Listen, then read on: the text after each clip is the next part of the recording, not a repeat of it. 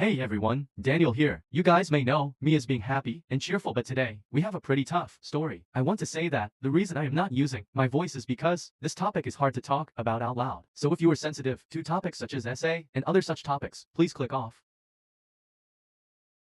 I want to note, I am not trying to victimize myself in any way, because I was clearly naive and ignorant. Yet I don't want it to come off as me defending this person, because there was clear malicious intent. It all started when I had began dating my partner, Sophie, also trans 17-18. I hadn't thought bad of Sophie even after we broke up, but during my psychiatric stay, I told the nurses about everything they had done, which you'll get into with the next segments to come. It feels like it started around the time I was SED by my friend, while with Sophie, who allowed me to be close, not thinking I would be SED by him. Sophie soon after was asking if I wanted blank photos, something I said no to, but it seemed that made her upset. But someone who was just SED wouldn't want photos. She soon asked me for noodles, and after I would say no, she would say she feels gross, and saying I can always say no, even though she was upset over not receiving photos. She did this many times, and since I had never sent photos in any relationship, I caved. I thought it was normal. She would reassure me, usually putting only if you want, or don't have to, at the end. When I told one of the nurses this, she said it could have been form of manipulation, making it feel like I have a choice, when in reality, I didn't, aware that if I said no, she would be upset. Being the good boyfriend, I would obviously say she wasn't gross and that it was normal that she wanted to see me, which it wasn't. This went on up until when she turned 18. I was 17. She still had the photos and used them, which usually grossed me out. But I didn't tell Sophie that because I loved her. I did eventually ask her a serious question, because if she had photos of me, then that must mean she's serious about us. So I gave Sophie my idea of wanting to propose to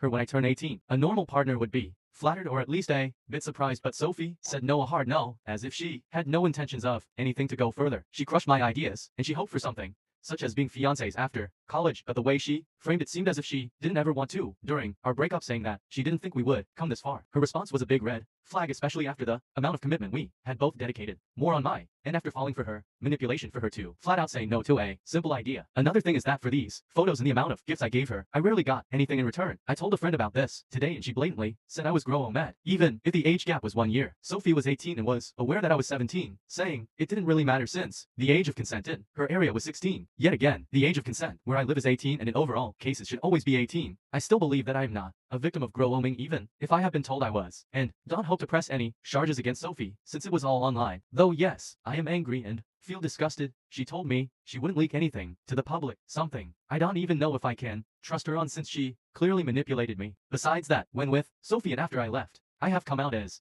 ace flux, a branch from asexuality. My experience with not only my ass and Sophie affecting me heavily. One of the things I also forgot to mention it that I am going off of what the nurses felt I went through, Sophie clearly being the instigator. However, she did say she felt trapped because she was afraid of leaving me, because I had lots of issues with mental health which would cause me to attempt self-destruction. The reason I was sent to the hospital. The day I got sent to the hospital, she called 911 on me, and I called 988 on myself. The thing that broke me heart was when I found out that the cops came from my call, not Sophie's, meaning she never called or didn't reach the cops. So if not for me and my love for my family, I would have been fell out of the world. Yet I wouldn't be surprised if Sophie just lied about the call now, seeing that she was kind of a two-face. I said I would be her friend after we broke up, so she didn't have to worry about me self-destructing. At the moment I got home, I blocked her on all platforms and went offline for a week. She had destroyed my whole person and had single-handedly changed the way I see my body, and I'm very regretful that I did what she made me do. I disrespected myself and I want to take it all back. My mom had always told me to be careful online and not share anything, and I did exactly that, and I'm ashamed and disgusted. Yet I know I can't blame myself forever and that I need to move on. If Sophie is watching this video, I hope she is happy with what she has done to me and my family. I hope she can have a good life, knowing that she may have met a 17-year-old who was extremely naive. On a happier note, I am going to be here making more content now that I have the freedom to make more long-form content such as this video, creating more gacha life stories, and possibly starting an online voice acting campaign. I also hope to upload more now that I am single and not looking for a relationship, so I'm very much open to video ideas.